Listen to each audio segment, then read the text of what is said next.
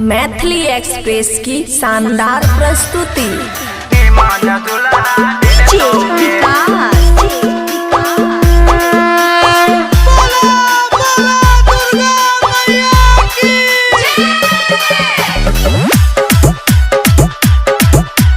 खुशी recording studio बलुआ।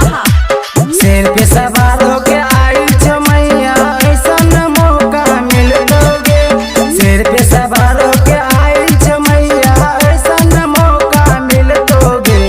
दुर्गा मैया के नारियल चढ़ेबी निमान दुल्हा मिल दोगे।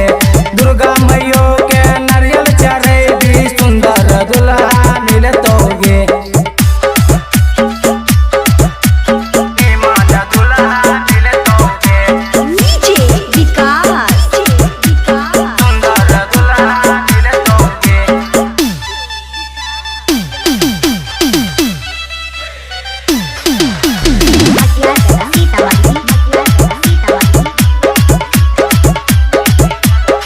पहले पहले कलियो नवरात्र करी न दिल से पुकार गे। दुर्गा मैयो सबके करे छे महिमा पर हम पार गे। महिमा पर हम पार गे।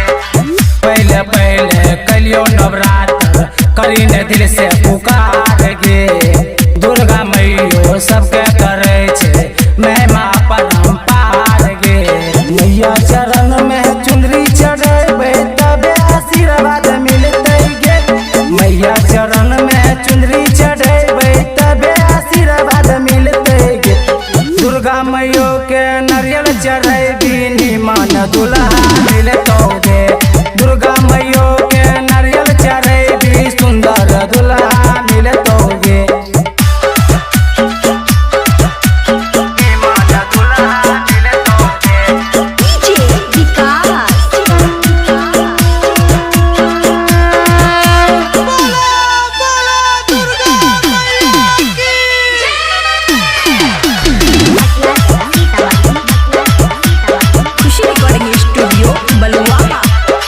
मैंने जैतो दुर्गा मैयो संगे हमारा चल गे।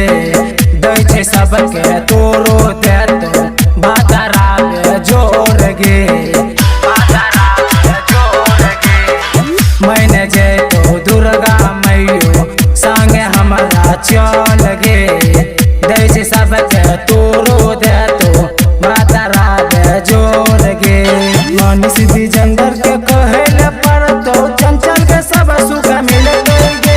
मनुष्य विजेंद्र के कहे